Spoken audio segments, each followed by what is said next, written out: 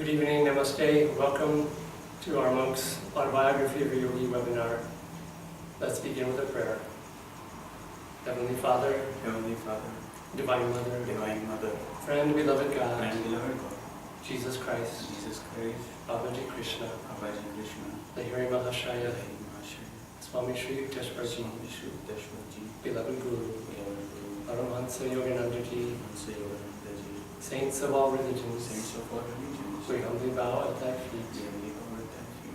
O great Masters, enlighten us, liberate us, free us from all limitation, all littleness, through thy grace, through thy love, through thy wisdom, bring us home. Shanti, Shanti, Shanti.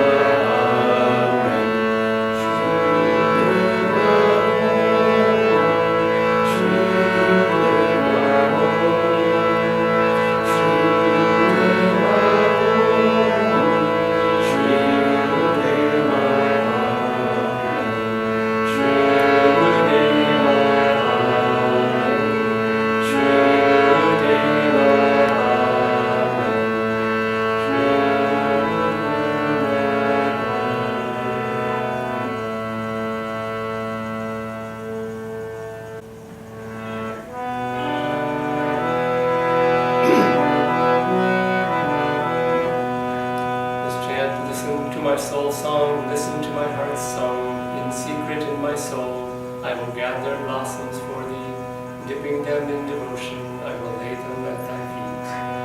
Listen to my soul song, listen to my heart song, listen to my soul song, listen to my heart song. In secret in my soul, I will gather blossoms for thee, dipping them in devotion, I will lay them at thy feet. Listen to my soul song, listen to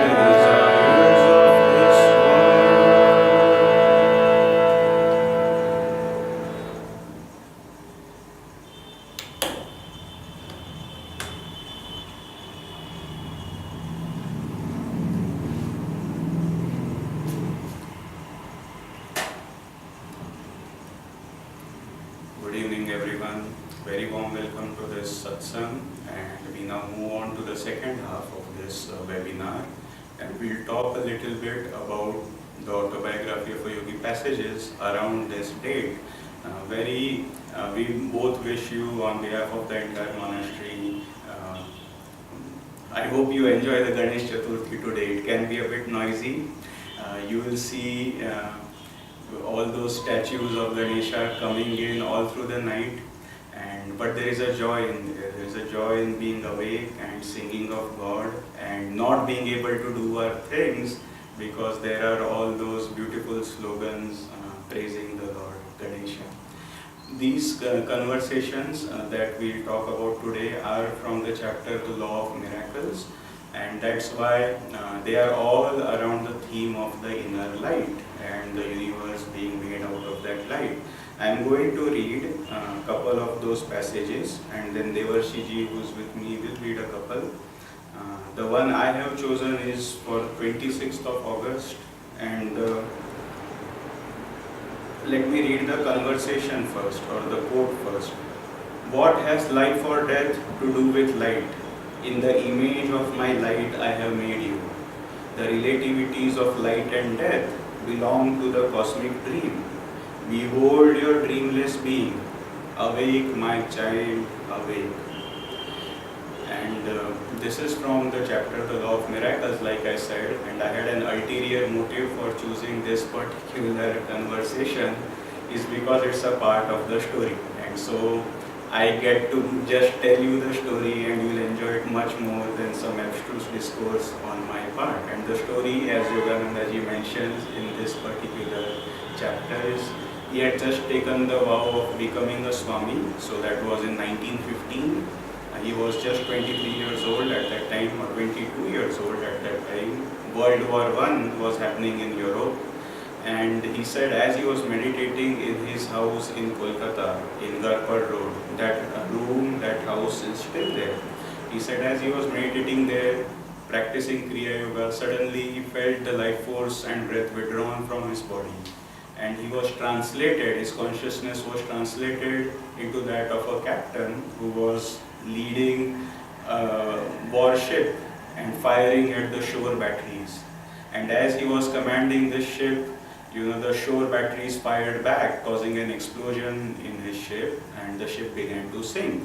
And as he was the captain, he made sure everybody else jumped from the ship.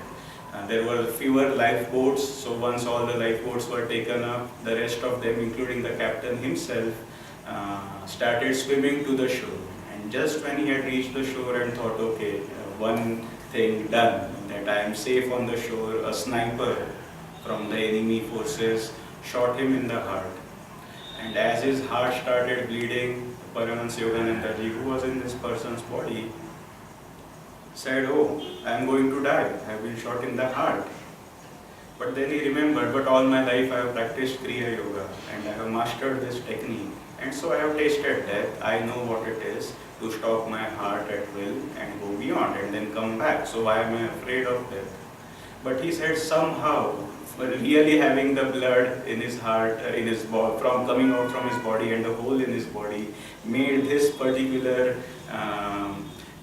version of death seem more than just practice. And so as he was wondering what to do, he said his life force was brought back into the body which was meditating in Kolkata, in Garpad Road.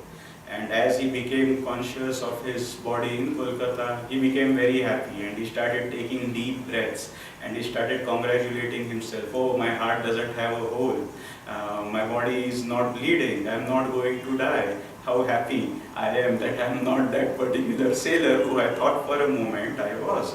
But just as he was patting himself on the back, he said the life force and the breath withdrew again from the body, and he was translated back into this body of this captain of the ship who was laying there dying. And again he was worried about what will come next, and again he was shifted back to his body in Kolkata. This happened a few times, and the last time this happened, he translated into from one lifeless body, which was his body in Kolkata. The life had withdrawn there, and it translated into this captain's body, which was again lifeless because that captain had died. And Yogananda ji said he was very confused about what exactly was his true reality and which one was his true body. So when he was back in his meditating posture in Gadpad Road, as he was confused, he said he saw this inner light, and he intuitively knew that if he asked this light, which represented God himself, that he would get an answer. And he says, so he asked this light, tell me, which of these is my reality? Am I this body meditating in Gadpad Road, or am I that body which is on the shores of that sea, dead through a bullet wound? And he said, the light told him, you are neither of these two dreams. You are dreaming that you are meditating in Kolkata in Gadpad Road, at Gadpad Road. And you are dreaming that you are dead on those shores. You are neither of these two dreams, but you are this light which has created these dreams. And Yogananda ji said that when he heard that, all his delusion vanished and he became one with that light. And so that's what this story is about. And I'm going to end in that context by just reading this particular conversation again, which is what Yogananda said God himself told him. What has life or death to do with light? In the image of my light I have made you. The relativities of life and death belong to the cosmic dream. Behold your dreamless being. Awake, my child, awake. So with that, shift over to Devarshi ji.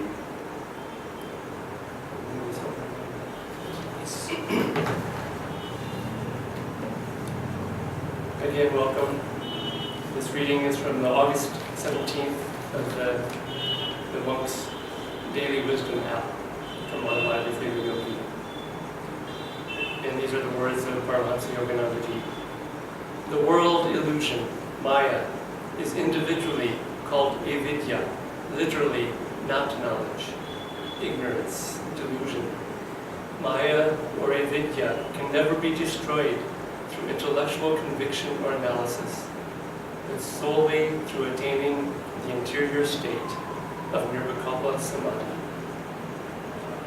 And so here Yogananda ji is describing this delusion that we all are caught up in.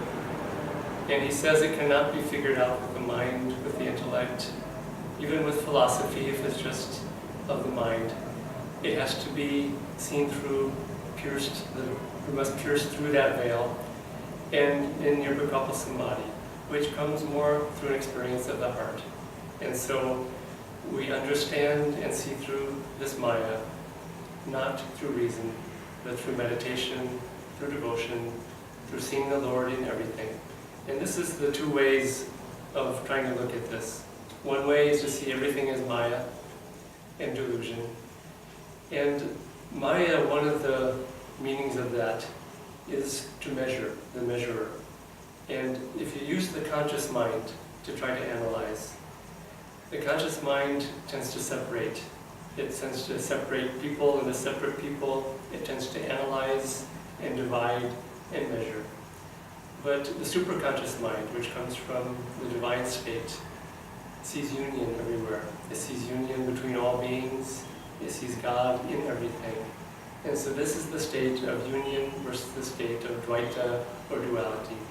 And so we are trying to see, feel, experience the unitive state in all things, in all of creation.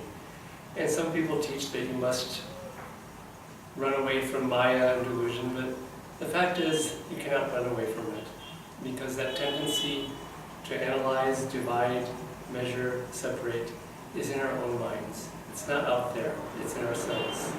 And so we must change ourselves. So one way, and the way that Yoganandaji taught, as explained by Swami Kriyanandaji, is to see God in everything, and to see through Maya, and to see God at the heart of Maya. And when we can see God in everything, in all people, in all creation, and see joy behind it, then we pierce that veil. Swamiji tells an interesting story once.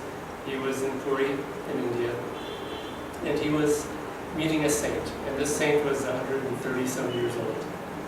And Swamiji was very impressed with the saint and his age, especially as a yogi. But then the saint said something interesting. He said, all is Maya, everything is Maya.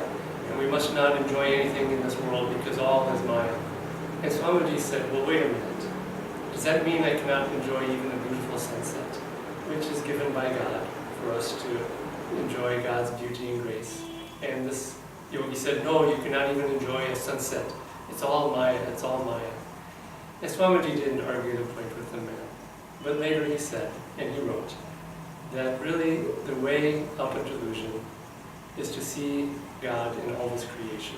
And the way Swamiji puts it, he writes, my Guru had a very different approach to spiritual truth. He loved and enjoyed everything, but without attachment, and always as a manifestation of the supreme joy and beauty. It was wonderful to see his positive attitude towards everything, for he could be very stern also in the matter of egoic non-attachment to this world. But being with him brought me to wonder whether utter rejection of beauty and delight in God's creative manifestations isn't itself a kind of egotism. Isn't it judgment in a sense, to spurn anything? I must say, I like my Guru's approach much better. He affirmed life, said yes to it, but then gave every enjoyment back to the supreme source of all joy, Sat Chit Ananda. And that is the secret, which is God's bliss is not conditional. It's not more bliss or less bliss. It's not degrees, you can't measure it. It's one. It's beyond even description, it's beyond words. It's an experience, and it is the experience of oneness with God. And as Sri Yukteswarji said, ever new joy, Satchidananda, is God. And so if we can look behind that veil, through that veil, and in that, even in the veil in a sense in the beginning, if we can't see past it, we will find that this is the easiest way to see God, to find God, and to see the union in everything, and to see the joy in everything.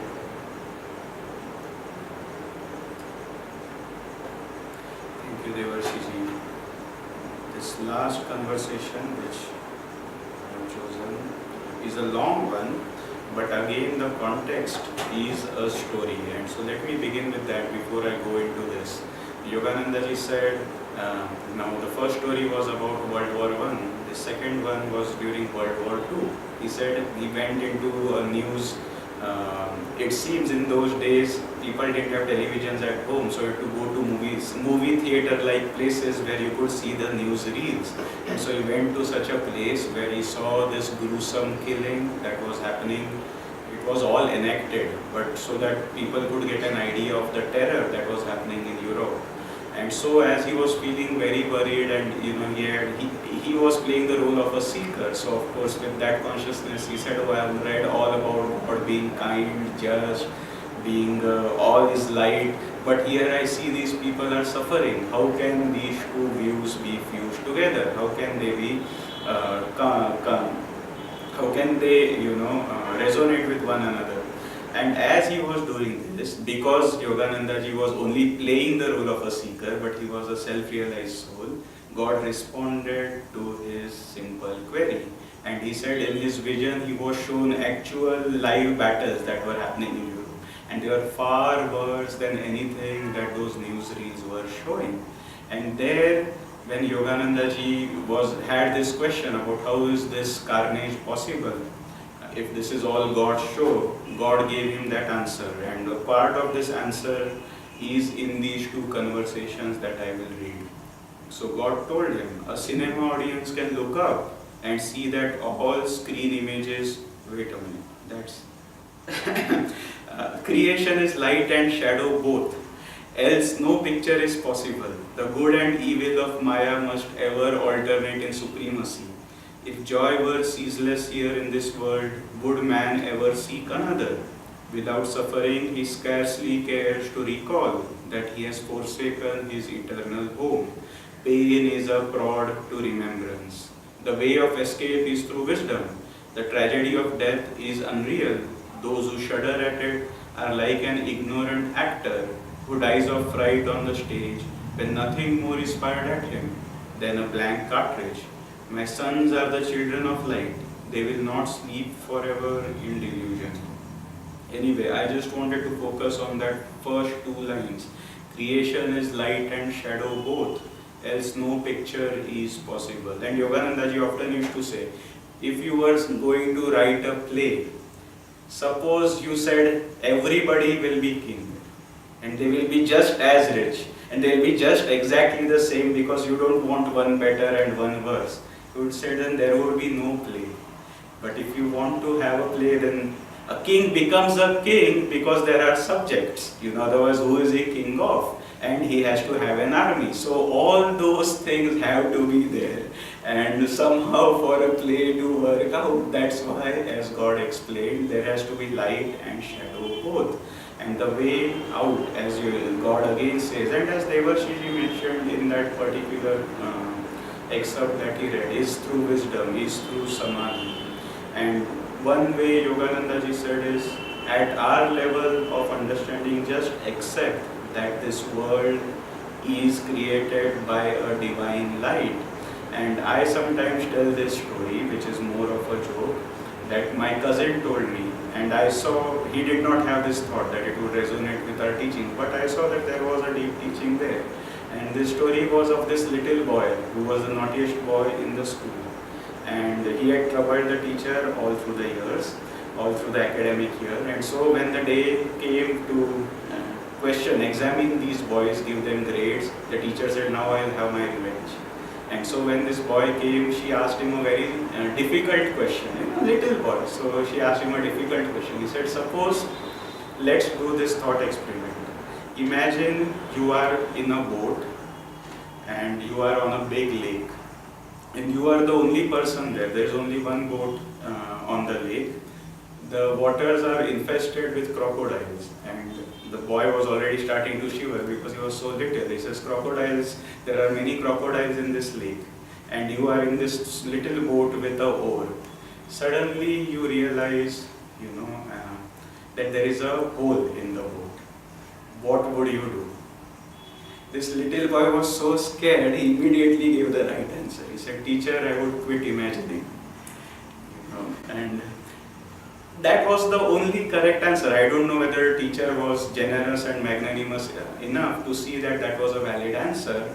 But finally, while staying in the dream, there is not much we can do to make the dream perfect. Because as Yogananda, as God himself tells, creation is light and shadows both. And then he adds, the good and evil of Maya must ever alternate in supremacy. And so the way of wisdom is to wake up and realize this is a dream. And that is what Nirvikalpa Samadhi, as in that last conversation we discussed, brings. So until then, Yogananda ji often used to say, and he used to say this often, he said, when I am in this world, I see all the good and bad fighting each other, people suffering, I can't uphold my father.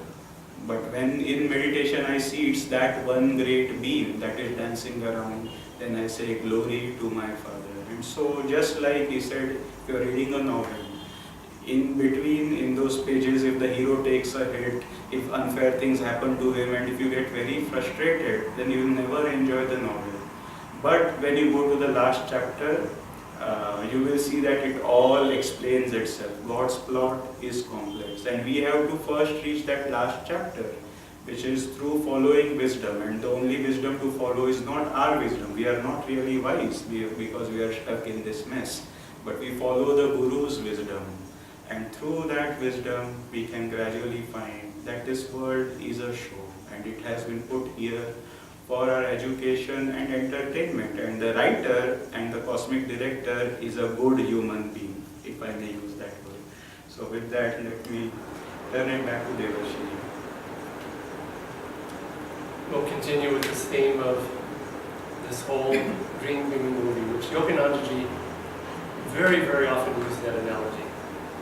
And I've noticed there were very few things that Yoganandaji repeated again and again. And when he repeats something that often, there's one of two possibilities. One is that he keeps forgetting that he already said that, or he's really, really trying to give a lot of emphasis to that point. And I'm presuming it's the latter with this analogy of the movie and the beam and the screen. And so he writes, a cinema audience can look up and see that all screen images are appearing through the instrumentality of one imageless beam of light. The colorful universal drama is similarly issuing from the single white light of a cosmic source. With inconceivable ingenuity, God is staging an entertainment for his human children, making them actors as well as audience in his planetary theater. And so, this analogy that he uses, it really pays to remember this very regularly, that this is all the shadows and lights, light and dark, on the screen of duality, the movie screen. And all we have to do is to wake up, first of all, and realize that it's a dream. That's not enough, but it's a start. But then we have to look back and follow that beam of light back to the projector booth, where we're talking old-fashioned, old school movies before digital movies. But there would be this beam of light coming from the back of the theater, projecting onto the screen. And Yoganandaji was in this movie when watching this wartime movie of people being killed, and he noticed that there was a beam coming from the back, and he went back and followed the beam. And he saw that it came from this projector, and it was a single beam, one union, again, beyond duality, beyond dark and light. It was just pure white light coming from the projection booth. And there was a man running the camera back there. And he said, that's God running this cosmic movie show for us. And if we can, one, remember it's a show, it's a movie, and then two, remember how to get out, which is to always be looking back to the source, which is God. We do that in meditation. This is the single spiritual eye is one, again. This is our way of looking back up that beam and back, merging back into the source, which is God. And so if we regularly, constantly look back up that beam, we eventually make our way back to the source of that being, and we reach final union with God. And so we do this in many ways. One I already mentioned, which Swamiji practiced, which Yoganandaji practiced, which is to see God in everything, to see God in all the other actors in this movie, to see God in every part of this creation, good and bad. There's going to be a mix of good and evil in this world always. Yoganandaji, when people would talk about the end of the world, because people are always parading around saying the end of the world is coming, and Yoganandaji said this world will never end unless it becomes completely good or completely evil. And he said that will never happen because this is a world of duality, and it's always going to be one and the other gaining supremacy and pushing each other out of the way. And that is the nature of shadow and light and duality. And so if we can see God behind the movie, regularly in daily life and activity, everything that we see and do, and especially in meditation, and go deep into that divine union, this is the way out. You will notice, as I have perhaps, you may notice that there are certain times when all of a sudden it's obvious that this is a dream and this is a movie. And two of those occasions that I've experienced very strongly is being present at a birth and being present at a death, especially the passage of a devotee and someone who is in deep divine joy as they prepare to leave the body and leave the body. And the first time I was experienced this, I was with someone very close to me many years ago. And I had never been around someone leaving the body like this, and I had no expectations. I was meditating in the room with them, I was praying for them, sending them divine energy. They were in a great deal of joy. It was the sister of my wife, and the sister, her name was Bella, and she was in a state of bliss in the last days of her life. The very last word that she said was to her husband. She just whispered in his ear. She said, "Celebrate." And she was really saying, celebrate this life of freedom and bliss. And so when she breathed her last, and you could hear the breath ending and leaving, and suddenly I just felt overwhelming divine bliss, so unexpectedly. There was no reason for it, I wasn't looking for it, I was praying for her.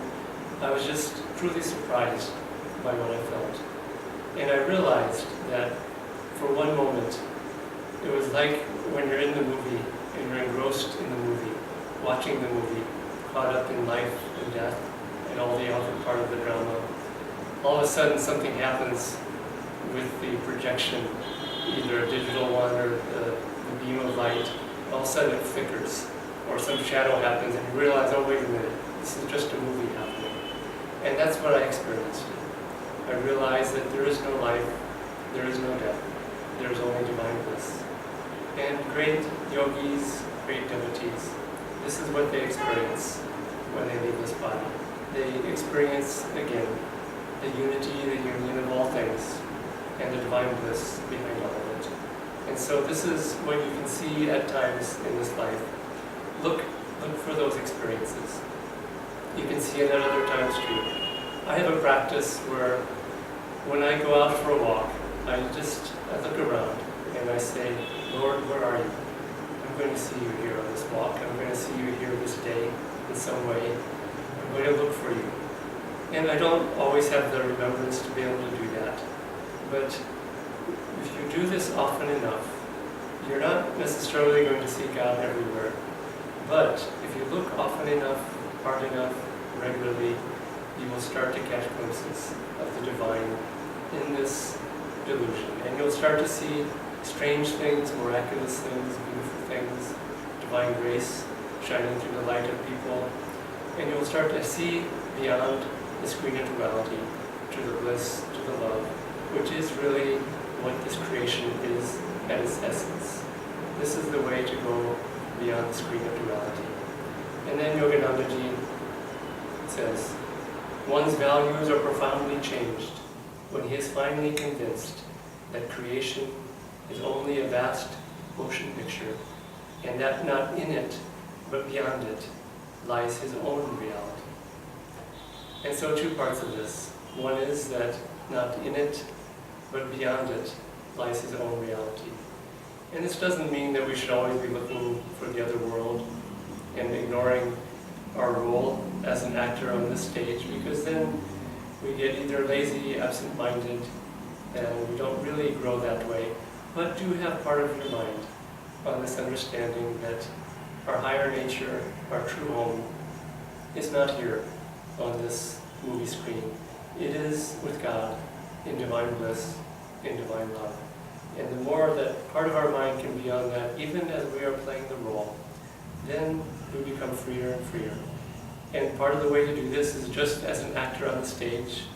He's either watching the director who's directing him, or he's thinking of the director who told him, this is how you play this role, this is the emotion you give to it, these are your lines. And so if the actor is always thinking of the director guiding him, then he has a sense of freedom in that role. And so our part, again, always think of the director, always think of God, of the Guru. Ask them, how am I playing this role today, Lord, Guruji? Help me to play this role in the right way, with your grace flowing through me, instruct me, guide me. And in that very thought and action, you will experience divine freedom. And then the first part of this reading, one's values are profoundly changed when he is finally convinced of this. And so if you meditate regularly on this concept of this world being a movie, you find that your outlook on life changes, your values change, because you start to see God in others, and you start to give to others and give to God in others. There's a saying I've been playing with recently, and I think it comes from Ramakrishna. And he said that when a pickpocket sees a saint, all he sees are pockets. And it means that everything that we see is colored by our own consciousness, our desires, and all these things. But because I don't want to see like a pickpocket sees, I've been asking the question, when a saint sees a pickpocket, what does the saint see? And that's what I want to see. That's how I want to view others, good or evil. And the saint sees light. He sees the same divine light behind that personality, behind that soul who's caught up in delusion, that same light that is in himself. And so try to view the world through the eyes of a saint, the way that a saint would see people, the way that a saint would see a sunset, the way that Swamiji talked about this. And in that way, we find our freedom. And this is really essentially to see God in everything. Even this veil itself is God. And if all we can see is the veil, even in that understanding, it's like we're seeing the queen of the realm, whose face might be covered with a veil. But if you pay attention and you see the veil covering the face of the queen, you understand intuitively that this is my queen, this is the Lord, and she's just behind that veil. And if I look in the right way, because veils are sometimes translucent, if I look in the right way, I can see behind that veil and see her, see the Lord.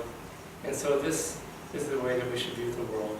And you'll find that your values change, your outlook changes, everything changes when we see the world through God's eyes and in the way that our great gurus instructed us to do. So may they help us do this, and may we find divine freedom in this lifetime through that.